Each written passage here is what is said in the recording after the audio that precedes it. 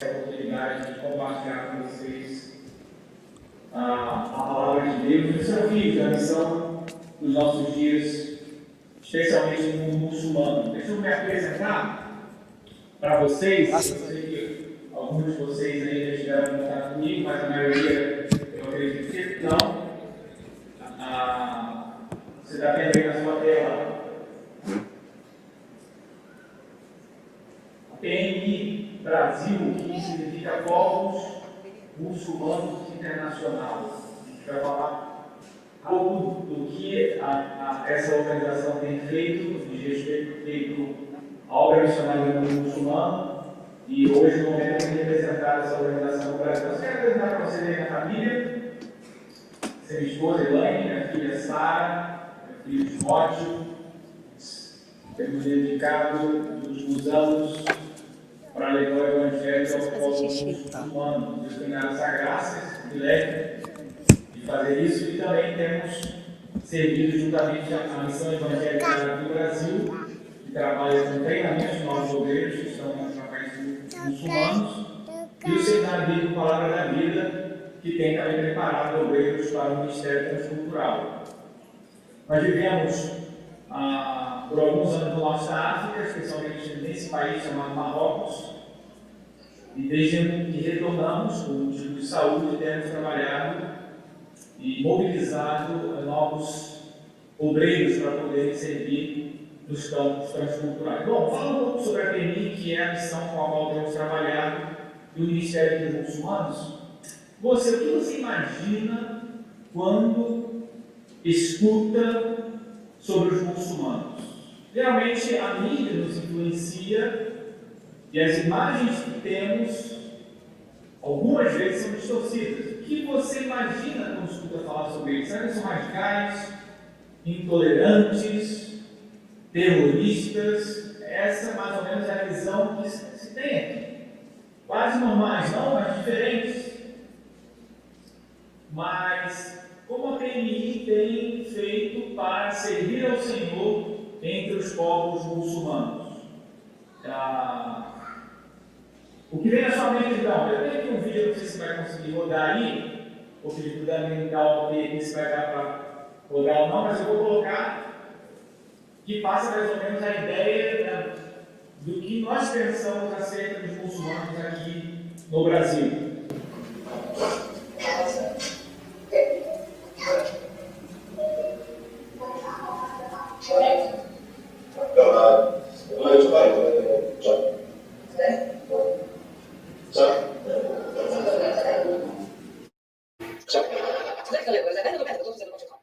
Muito bem, essa é mais ou menos a visão que nós temos. O vídeo retrata um árabe chegando numa alfândega num país da Europa e como que aquela policial o recebe, né? Tendo aquela visão que mais ou menos nós temos acerca deles. Agora, se nós pararmos para pensar que essa é a visão que permanece na nossa mente aqui no Brasil, vocês já pararam para pensar qual é a visão que eles têm sobre nós, sobre os cristãos, sobre o Ocidente? É mais ou menos essa que está aí na tela. Esse é o retrato, na visão dos muçulmanos, do que significa o cristianismo. É de assustar, não? Porque essas duas figuras não representam, vocês sabem, o cristianismo bíblico. Mas eles, para o mundo islâmico, são pessoas que representam aquilo que cremos. Então vejam, assim como nós temos uma visão distorcida sobre os muçulmanos, da mesma forma, eles têm sobre nós. E cabe ao missionário, a pessoa ou qualquer crente que tenha um contato com o muçulmano para demonstrar para eles o que de fato é o cristianismo, o que significa um discípulo de Cristo, que nós sabemos que hoje não é representado por essas figuras que aí estão. Um dia eles podem se voltar para o Senhor, claro, mas nós sabemos que hoje não representam. Então, o missionário e qualquer crente que tem essa tarefa de conviver e de testemunhar para o muçulmano vai demonstrar o que é de fato um verdadeiro discípulo de Cristo. A PMI, para vocês conhecerem um pouquinho da missão, nessa primeira parte, antes de nós entrarmos na reflexão bíblica, eu vou tentar ser bem conciso e dinâmico aqui, por causa do nosso tempo. A PMI, a nossa missão como agência missionária, nós somos uma agência missionária que envia obreiros para os países muçulmanos, é cooperar com a Igreja Evangélica Latina na tarefa de estabelecer, ou seja, de plantar, de estender, porque nós sabemos que já existem igrejas ali, e apoiar a Igreja de Jesus Cristo entre os muçulmanos. E nós estamos comprometidos com as igrejas enviadoras, com o ministério de longo prazo, com a capacitação e adaptação transcultural, com o estilo de liderança e de serviço compartilhado, com ênfase no campo não alcançado. A PMI tem como objetivo enviar missionários para esse contexto que aí está no mapa. Isso é o que nós chamamos de janela 10x40. Essa parte do mapa que ilustra qual é a região menos evangelizada do mundo. Nós chamamos de 10x40, que pega o norte da África, Oriente Médio, parte da Ásia, onde estão concentradas as maiores religiões do mundo, fora do cristianismo. As que são menos alcançadas pelo evangelho, como islamismo, budismo e hinduísmo. E a PMI tem como propósito também enviar missionários para essa região menos alcançada com o evangelho. Hoje, me parece estar um pouco embaçado, mas só para vocês terem uma ideia, é onde aí estão espalhados os missionários da missão PMI, né? Norte da África, trabalhando na Europa também com refugiados, imigrantes, a África subsaariana, Oriente Médio e Ásia, todos eles focados em países muçulmanos. O nosso foco é na plantação de igrejas locais em países de maioria muçulmana. Nós estamos, como organização, há mais de 30 anos enviando obreiros na Igreja Latina.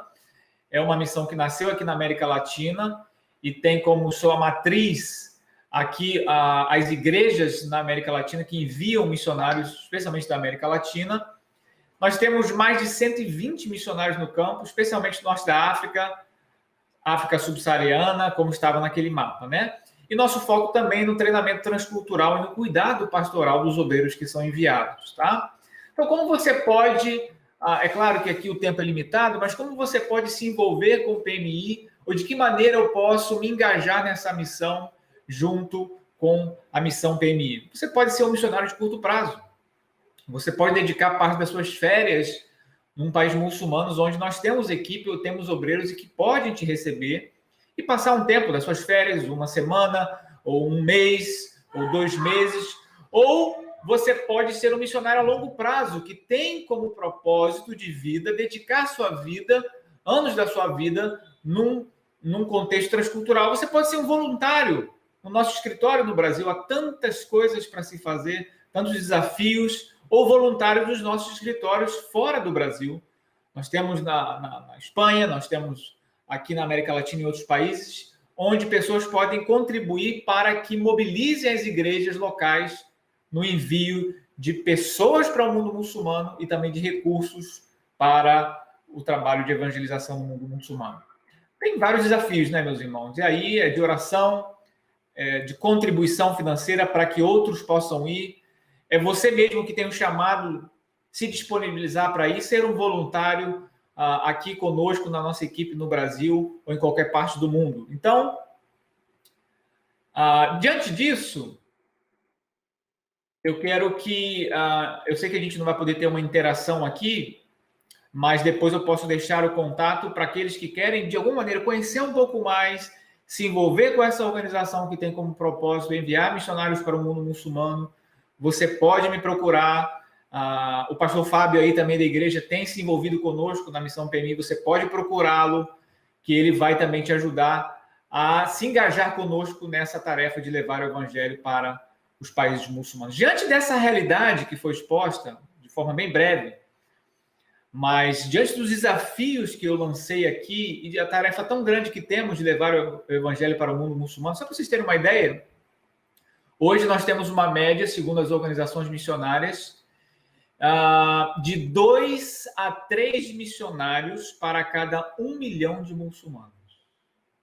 Essa é a média de missionários para o desafio gigantesco para o mundo muçulmano. Nós temos, vou repetir, cerca de 1, eu falei 2 ou 3, não, cerca de 1 a 2 missionários para cada 1 milhão de muçulmanos. É claro, nós estamos falando aqui de um missionário de longo prazo, né? Não aquele que faz uma viagem, um período curto. Então, meus irmãos, é uma tarefa enorme, um desafio que temos hoje, e nossa oração é que o Senhor levante no meio de nós homens, mulheres, jovens dispostos a dedicarem a sua vida para a proclamação do evangelho no mundo muçulmano. Se você não pode ir, você pode enviar, você pode sustentar aqueles que vão, mas de alguma maneira todos nós somos chamados a nos envolvermos. Diante desse quadro, eu quero fazer uma reflexão à luz do texto, à luz do tema que foi proposto hoje, para que seja compartilhado aqui. Qual é a missão principal e última da igreja, né? Muitas pessoas vão dizer que a prioridade última da igreja é evangelizar e fazer missões ao redor do mundo. Outros dirão: será que nós fazemos missões tão somente para ganhar almas? Esse é o propósito da igreja? É a missão principal da igreja? Diante dessa pergunta, à luz da palavra de Deus, nós podemos responder, por exemplo, olhando para o texto de Romanos, capítulo 11, versículo 36. Pois dele, por ele e para ele são todas as coisas. A ele seja a glória para sempre. Amém. Dizer que a tarefa principal da igreja é evangelizar, queridos, não encontra respaldo nas Escrituras. Não é essa a tarefa principal. Se por prioridade queremos dizer que o alvo último da igreja deve ser tão somente fazer missões, esse texto que está aí na tela pode nos ajudar a entender o que de fato é fazer missões e o que de fato é a missão da igreja. O Dr. Martin Lloyd-Jones, muito respeitado e uma das pessoas mais influentes do século XX no cristianismo, ele dizia o seguinte: o objetivo supremo desta obra, está se referindo à obra missionária, é glorificar a Deus. Esse é o objetivo supremo. Esse é o ponto central, esse é o objetivo que deve dominar e sobrepujar todos os demais. O primeiro objetivo da pregação do evangelho não é salvar almas, mas sim glorificar a Deus. Não se tolerará que nenhuma outra coisa, por melhor que seja, nem por mais nobre, usurpe esse primeiro lugar no que diz respeito à missão da igreja. Então, ele deixa isso muito claro e nos faz refletir o que de fato devemos fazer para executarmos a missão da igreja de forma que agrademos ao Senhor. Então, veja, John Piper também diz que o desafio missionário existe e persiste porque o culto pleno ainda não existe. Porque nós não fazemos da nossa missão a glória de Deus. Isso faz com que muitas vezes percamos o foco em coisas supérfluas que a igreja não deveria fazer, mas acaba fazendo, nos desviando do propósito de glorificar a Deus e, consequentemente, do propósito de levar o evangelho para aqueles que não ouviram. Um livro interessante que eu gostaria de indicar, do pastor John Piper, que hoje poderia dizer que é um livro que mais tem base bíblica para missões e encoraja muitas pessoas a se envolverem com missões, é esse livro que está aí na tela, Alegrem-se os povos, a supremacia de Deus nas missões. Como ele nos encoraja, à luz das Escrituras, a nos envolvermos com a obra missionária de modo a glorificar a Deus. Então, qual é a nossa prioridade? Eu disse, no primeiro momento, qual é a nossa finalidade como igreja. Nossa finalidade é glorificar a Deus, propósito principal. E agora, diante do desafio missionário de levar o evangelho aos que não ouviram, qual é a nossa prioridade? Exatamente isso que eu acabei de dizer. Romanos capítulo 15, a partir do versículo 20, diz: deste modo, esforçando-me por anunciar o evangelho, não onde Cristo já foi anunciado. Percebam? Está falando de prioridade, de alcançar povos e etnias não alcançadas. Neste texto, nós podemos entender, à luz da palavra de Deus, do conselho de Paulo para a igreja de Roma. Por que nós devemos fazer isso? Para não edificar sobre fundamento alheio, antes, como está escrito, aqueles a quem não foi anunciado o verão, e os que não ouviram entenderão. Nós devemos nos esforçar. Paulo, falando para a igreja de Roma, ele lança na sua carta aos Romanos os fundamentos da salvação em Cristo, como que o ser humano está longe de Cristo. Ele fala na sequência sobre a santificação do crente, e no final ele fala, olha, diante de tudo isso, nós como igreja devemos ter uma prioridade. A nossa finalidade, sim, é glorificar a Deus, mas a nossa prioridade como igreja é nos esforçarmos para anunciar o evangelho onde Cristo ainda não foi anunciado. A palavra-chave aqui, estratégia. Pessoas apaixonadas pela visão que Deus lhes deu, vivem com intenção estratégica. A visão nos captura, não mais sonham com o que poderia acontecer, não é apenas algo abstrato, não é apenas algo que eu tenho somente a intenção de fazer, mas essas pessoas que têm essa visão de Deus estão convencidas que certas coisas devem acontecer. E por isso, por que eu estou dizendo isso? Porque nós devemos tomar iniciativa. Não olhar para tudo o que aprendemos, como estamos aprendendo aqui nessa noite. Muito bem, nós devemos nos esforçar para que o evangelho chegue onde Cristo não foi anunciado. Se isso ficar tão somente na teoria, na contemplação, e nós não colocarmos a mão na massa, e nós não nos envolvermos de alguma maneira, meus irmãos, tudo ficará como está. E sabe quem perde com isso, meus irmãos? Nós. Sabe por quê? Deus não precisa de nós para fazer a sua missão. Ele não precisa de nós. Mas ele nos dá o privilégio de participar daquilo que ele está fazendo. E quando nós temos a visão estratégica de Deus, aqui nós estamos falando de visão estratégica de negócios, de tão somente planos, sem objetivos, mas nós estamos com a visão estratégica de Deus, a visão, nós capturamos essa visão, e não apenas fica no nosso sonho, no nosso ideal, na nossa contemplação, mas nós estamos convencidos de que certas coisas nós devemos tomar iniciativa, impulsionados pelo amor de Cristo que nos constrange. Quero definir algumas definições, fazer algumas definições importantes aqui. Uma das principais barreiras para a evangelização não é tão somente o ambiente onde nós vamos como missionários.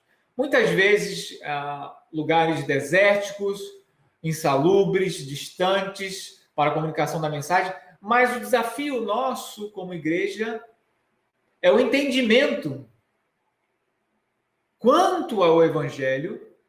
Por quê? Devido à influência secularista que nós temos hoje, liberal, reducionista da missiologia. O que é missiologia? A teologia que nós extraímos das escrituras sobre missões.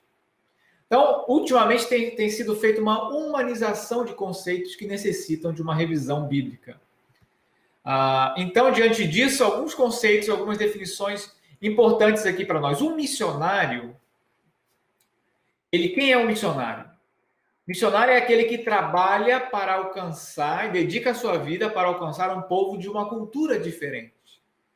Então, nós precisamos fazer essa distinção. O evangelista, a testemunha de Cristo, você que está na sua cidade, envolvido no seu trabalho, você que é uma testemunha, você é aquele que trabalha para alcançar pessoas da sua própria cultura. Essas definições são importantes, irmãos, porque a igreja precisa entender qual é essa tarefa nisso.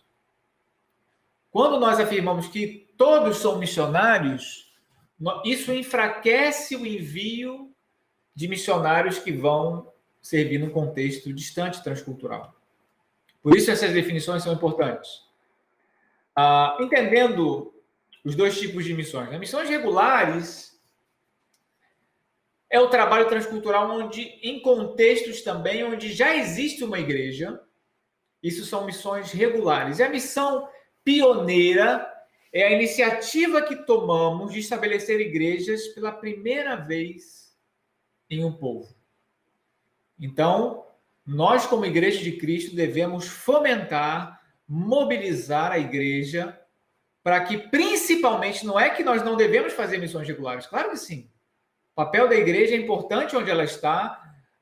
Pessoas em Campo Grande ainda não creem em Cristo e a igreja precisa estar ali, mas a igreja também precisa se esforçar para que o evangelho chegue a lugares onde não há absolutamente nada.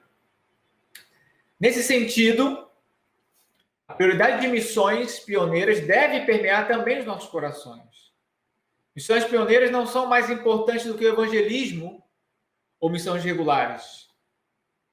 Mas, para o avanço da tarefa inacabada, são estrategicamente mais urgentes. Então, com isso, eu quero dizer, queridos, nós, quando falamos da importância de levar o evangelho ao não alcançado, aquele que não ouviu, nós não queremos supervalorizar isso. Porque todos necessitam ouvir o evangelho, seja em Campo Grande, seja no Rio de Janeiro, ou lá do outro lado do oceano, no norte da África. Eu não estou querendo supervalorizar, porque o trabalho da igreja local é importantíssimo. Há desafios que o pastor enfrenta que nós, como missionários transculturais, nunca vamos enfrentar. Nunca. Da mesma maneira, há desafios no campo transcultural que a igreja local não vai nem sequer saber que existe. O fato é, irmãos, que nós, como igreja, devemos encorajar todos a se envolverem com essa tarefa inacabada e mais urgente de levar o evangelho para aqueles que não ouviram. Diante disso também, eu quero fazer aqui, até o nosso tempo final, 4 afirmações quando nós pensamos nesse tema que estamos refletindo neste sábado. 4 afirmações quanto ao evangelismo e missões que nós precisamos revisar, reforçar e reafirmar à luz de quê? À luz da palavra de Deus. Muito importante aqui, irmãos, para que nós não nos percamos no nosso propósito como igreja e possamos definir aquilo que deve fazer parte do nosso esforço como igreja de Cristo. Em primeiro lugar, o evangelho de Deus, ele é supracultural, prestem bem atenção nisso, e atemporal, ou seja, ele está acima da cultura e ele é sempre atual. Suficiente para comunicar a verdade de Deus a todo homem, em todas as culturas, em todos os tempos, em todas as organizações sociais, seja uma aldeia remota ou uma mega cidade. Atos capítulo 1, versículo 8 diz, Jesus falando para os seus discípulos, se aplicando a nós, vocês serão minhas testemunhas e receberão poder dos céus para serem minhas testemunhas, tanto aqui, quanto ali, quanto nos confins da terra. Ou seja, em todos os lugares. É importante ressaltar, quando nós falamos em todos os lugares, que é a responsabilidade da igreja não somente fazer evangelismo e missões onde ela está, mas enviar para onde ainda não há. E além disso, quando nós afirmamos que a Escritura e o Evangelho ele é atemporal, significa também que a Bíblia continua e permanece atual, e nós não somos nós que nos adaptamos à cultura onde nós estamos. Mas é a cultura que deve se enquadrar no Evangelho que pregamos. Diferente do que é pregado hoje em dia, né? E muito debatido nas redes sociais, né? Vou repetir, não somos nós que nos adaptamos à cultura da nossa época. Não, queridos. Nós fazemos uma leitura da nossa época à luz das Escrituras e a nossa mensagem não deve ser atualizada. Ela deve permanecer a mesma. Muitas vezes nós podemos fazer uma contextualização, que significa o quê? Nós entendemos a nossa cultura, mas não é que a nossa Bíblia se encaixe com a nossa cultura. É que a forma de dizer pode ser diferente, mas o conteúdo da Escritura deve ser preservado. Então, primeira afirmação importante, quando nós pensamos em evangelismo e missões, está aí na tela. Segundo, muito importante. Está aparecendo o slide aí tudo certinho? Se o Danilo puder me dar uma confirmação, está tudo ok? O slide aí aparecendo. Posso continuar certinho? Joia, vamos lá. Segunda afirmação importante, queridos, quando pensamos em evangelismo e missões. Pode parecer redundante, mas é muito importante frisar isso. O pecado, preste bem atenção, nos separa de Deus. O homem em pecado está distante de Deus e totalmente carente de sua graça e salvação. Então, o evangelho ele convida o homem a compreender que está perdido e a arrepender-se de seus pecados. Há diversos textos, há centenas de textos que apresentam e que apontam nessa direção. Pode parecer óbvio o que está aí na tela, queridos, mas prestem bem atenção, aqueles que estão no ministério, ou todo crente, ele descobre que pode conseguir grandes e amigáveis respostas às suas pregações, ao seu discurso. Quando eles tentam agradar os homens e mulheres do seu convívio com a sua mensagem. Olha o que dizia A. W. Tozer, um grande homem de Deus do nosso século XX. Ele dizia o seguinte: não somos diplomatas, mas nós somos profetas. Aqui profeta no sentido de pregar, né? Não de adivinhar, mas profetas, aquele que prega a palavra. E nossa mensagem, ele dizia, não é um acordo, mas ela é um ultimato. Olha que interessante. O número de pregadores, de evangelistas, missionários, de qualquer crente, que falam prioritariamente para agradar as pessoas tem aumentado diariamente. Vocês viram aí, nos últimos meses, isso é público, não há problema a gente falar isso em público, porque isso foi público. Um pastor da nossa denominação dizendo e fazendo discurso tão somente para agradar o mundo e não afirmar a verdade da palavra de Deus, que, claro, são ofensivas ao mundo da nossa época. Por quê? Porque ela confronta.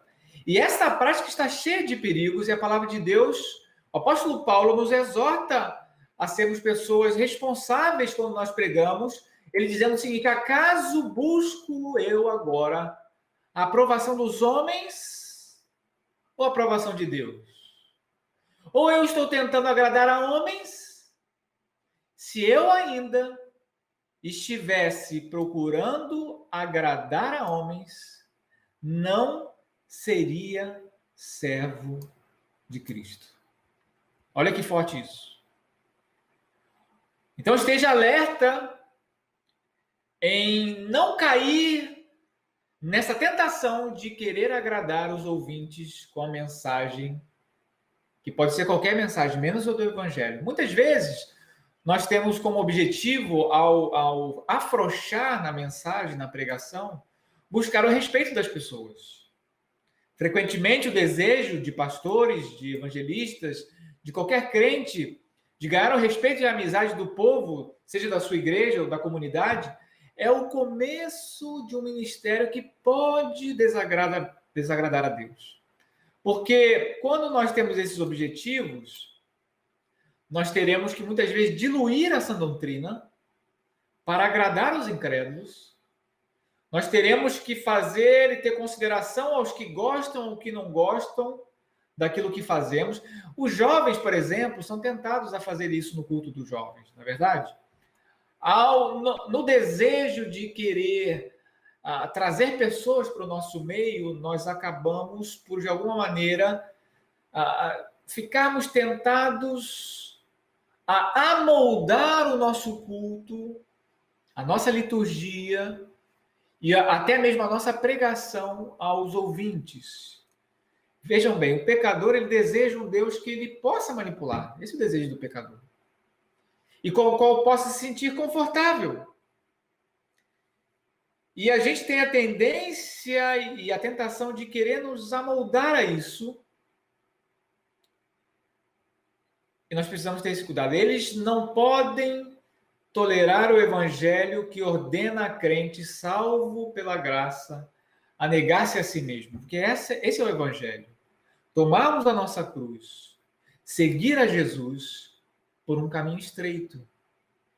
E essa mensagem, esse discurso não agrada.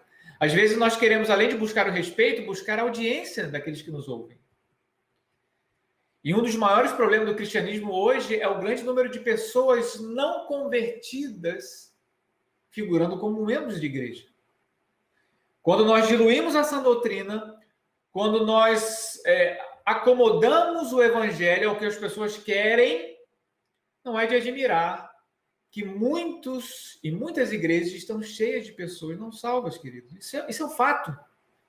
Alguns dizem até que o maior campo missionário que existe hoje é a igreja evangélica. Porque há muitos no nosso meio que ainda não abraçaram a fé em Cristo, não se entregaram, não negam a si mesmo, não abraçam a cruz de Cristo e seguem o Senhor Jesus, vivendo uma vida de santidade. Então, muitas vezes, nós queremos buscar audiência, nós queremos buscar o respeito das pessoas, e nós queremos, muitas vezes, fugir da controvérsia. Há pessoas que tentam agradar, procurando fugir de controvérsia. Numa conversa que eu tive, um exemplo disso, eu tive com um pastor, recentemente, com um líder, ele descreveu um outro pastor dele como um causador de problemas. Falei, mas como é isso, né? Ele é um pastor causador de problemas. Por quê? Pedi para que ele me explicasse o que significava isso, né? Como que o homem de Deus poderia ser classificado como um causador de problemas? Ele disse assim, olha, ele prega muito sobre pecado, ele prega muito sobre santificação, ele fala de doutrinas complexas e difíceis, e eu prefiro pregar um evangelho mais positivo. E ele disse assim, eu sou um pastor que procuro ficar longe de assuntos polêmicos, fugindo de controvérsia. Isso é um perigo, meus irmãos. Não são só os pastores que são tentados a fazer isso. Nós, você jovem, qualquer um de nós, somos tentados a afrouxar a mensagem de Cristo.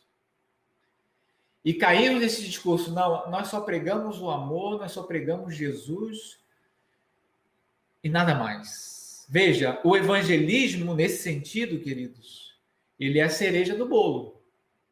Porque o evangelismo, nós sim, só falamos de Jesus, do seu amor, da sua graça, mas quando nós vamos tratar do problema do pecado e a pessoa precisa passar por um processo de santificação ali, entrando no discipulado, queridos, aí que é o desafio maior. Porque aí nós vamos lidar com verdades muito complexas que atingem o nosso dia a dia, atinge a nossa vida, atinge o negar a nós mesmos. E nosso dever como igreja de Cristo e como crente não é tão somente evangelizar, mas também, após uma conversão genuína, acompanhar esse novo crente no caminho espinhoso, difícil, que é caminhar na santificação e negarmos a nós mesmos.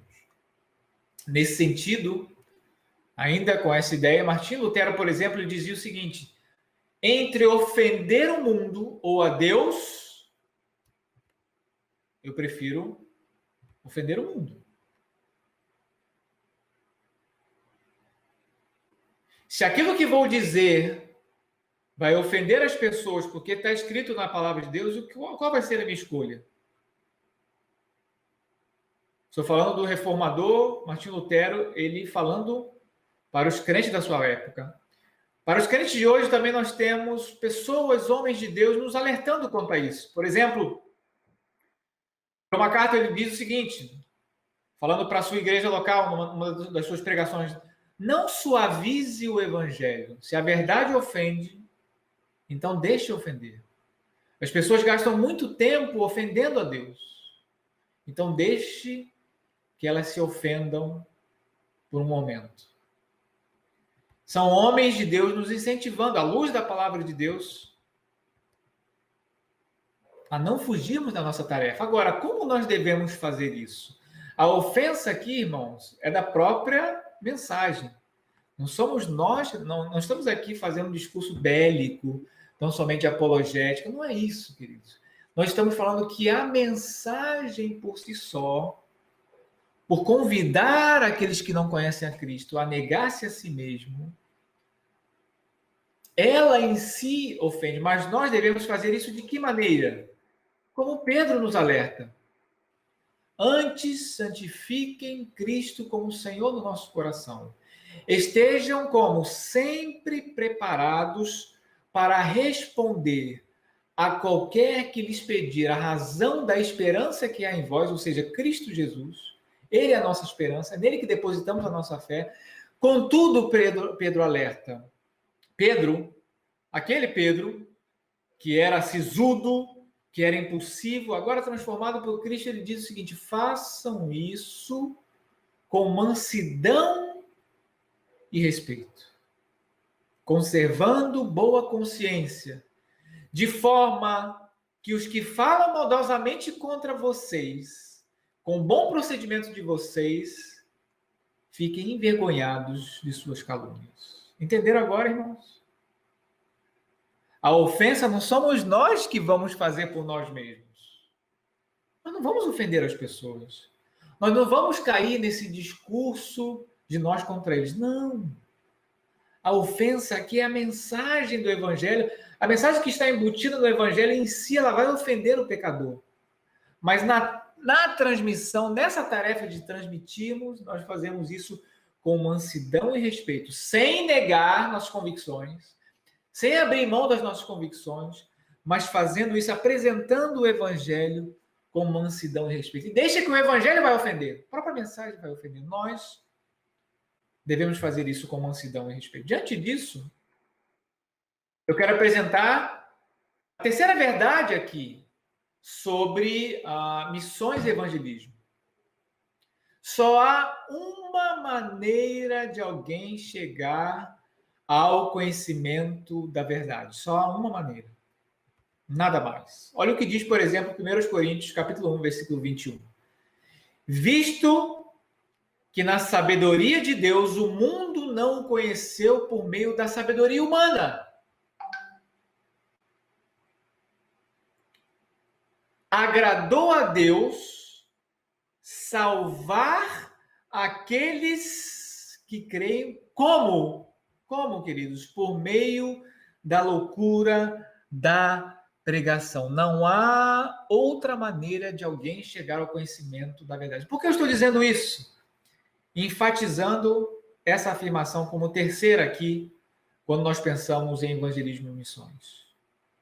Queridos, vou lhes dar um exemplo para ilustrar essa verdade e para reforçar a importância dessa afirmação.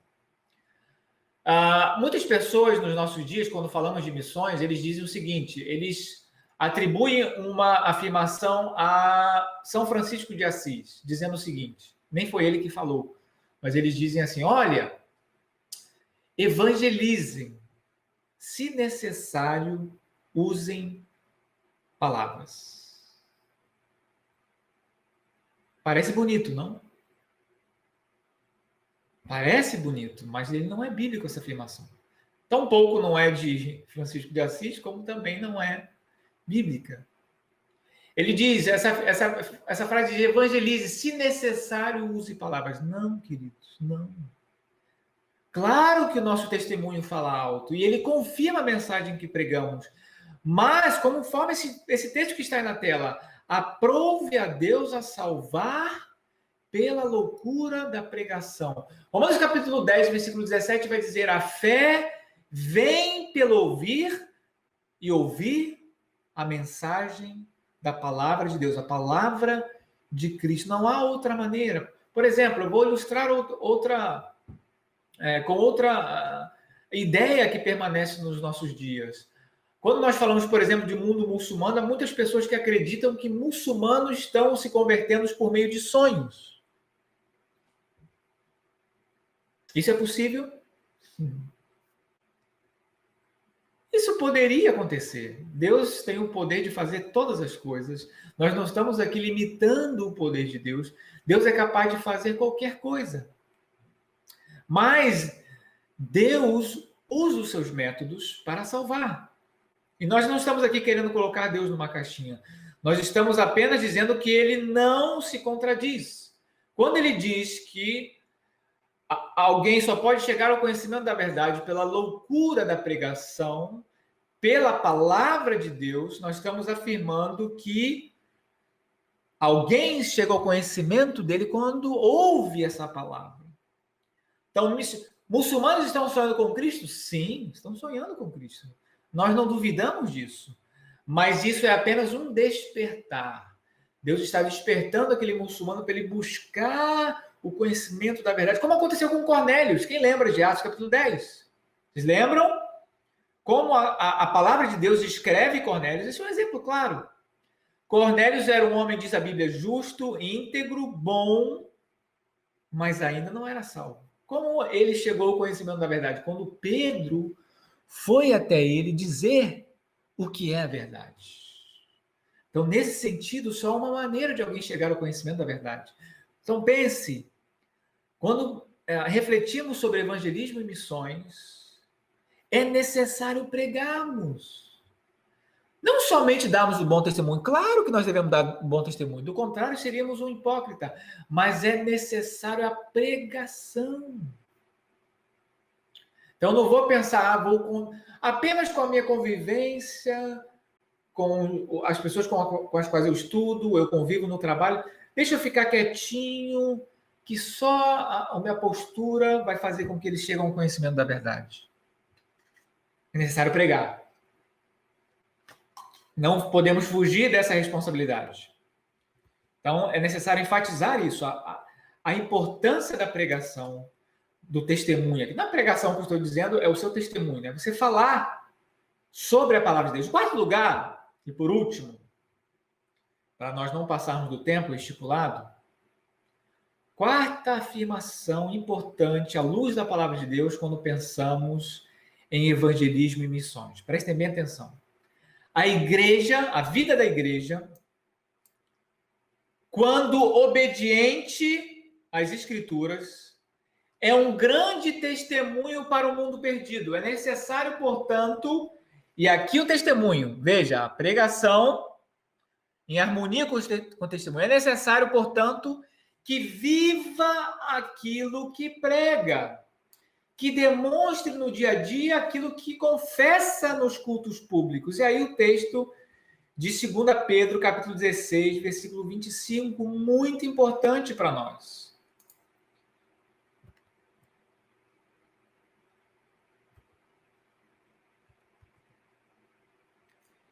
Que diz o seguinte, 1 Pedro, capítulo 2, versículo 16, diz: vivam como pessoas livres, mas não usem a liberdade como desculpas para fazer o mal. Vivam como servos de Deus. Vou repetir. Vivam como pessoas livres. Nós somos livres. O Evangelho nos liberta. Mas essa liberdade não é para fazermos o que queremos.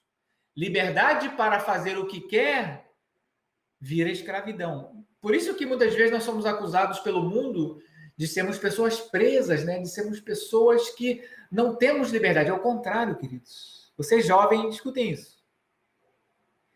Livre é fazermos aquilo que não nos prende. O incrédulo, aquele jovem que te acusa como crente bitolado, preso a doutrinas, ele não tem a visão correta à luz da palavra de Deus.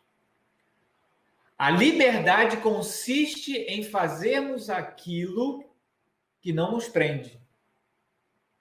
Quem são os presos? Quem são os que estão cativos? Quem são os que estão aprisionados? Quem são aqueles que não têm liberdade? São aqueles que não se renderam a Cristo. Por quê? Porque eles estão escravizados com seus pecados. Ou seja, eles não conseguem dizer não ao pecado. Livre é quando nós conseguimos dizer não ao pecado.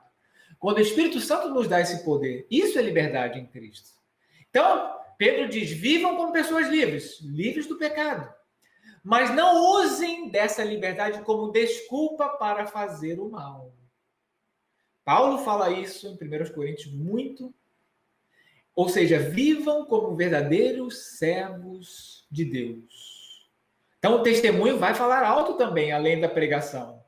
É por isso que Jonathan Edwards dizia o seguinte: tudo que dizemos será inútil se não for confirmado por aquilo que fazemos.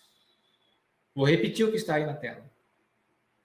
Jonathan Edwards, um grande servo de Deus, uma grande inspiração para nós, um homem que dedicou a sua vida ao Senhor e dizia isso: tudo o que dizemos será inútil se não for confirmado pelo que fazemos. Então, queridos, se nós queremos fazer evangelismo, ser uma igreja evangelizadora, ser um jovem que evangeliza, ser crentes que dedicam a sua vida a evangelizar e fazer missões, nós precisamos incutir na nossa mente essa verdade. Claro, nós devemos pregar, mas a nossa pregação deve se harmonizar com a nossa vida. Então, jovem, se você se apresenta como um crente verdadeiro, genuíno, é necessário que a sua vida se harmonize com o que você prega. Senão, todos nós seremos conhecidos como hipócritas. E é essa a maior acusação do mundo para nós, os crentes. Vocês têm um discurso muito bonito, mas na prática a sua vida não se harmoniza com o que você diz que crer. Então, queridos, o desafio que eu quero deixar aí na tela para vocês, eu tenho algumas perguntas finais para reflexão, é claro, eu gostaria de até interagir com vocês, mas vou deixar essa pergunta para vocês, se vocês puderem fazer essa autoavaliação. Diante de tudo que nós ouvimos aqui, o desafio do campo, o desafio de missões transculturais, o desafio de levar o evangelho aos não alcançados, ao mundo muçulmano, desafios, afirmações que aqui foram feitas quando nós pensamos em evangelismo e missões. Diante de tudo isso, eu quero que você se lembre desse alerta que Jonathan Edwards deixou para todos nós. Tudo que dizemos será inútil se não for confirmado pelo que fazemos. Seja na sua casa, onde você convive talvez com incrédulos na sua casa, seja na sua escola, seja no seu trabalho, ou seja no mundo muçulmano, todas essas pessoas têm algo em comum que convivem conosco e ainda não confessaram a Cristo. Carecem da graça de Deus. Então, o meu testemunho é o mesmo. Aqui no Rio, aqui em Campo Grande, lá no Marrocos, lá na Arábia Saudita, nós devemos prezar por isso. Sim, as pessoas só chegarão ao conhecimento da verdade se nós pregarmos, mas a nossa vida deve estar em harmonia com aquilo que pregamos, para que aquele que ainda não ouviu olhe para nós e vejam, esse é um discípulo de Cristo, que obedece à palavra de Cristo.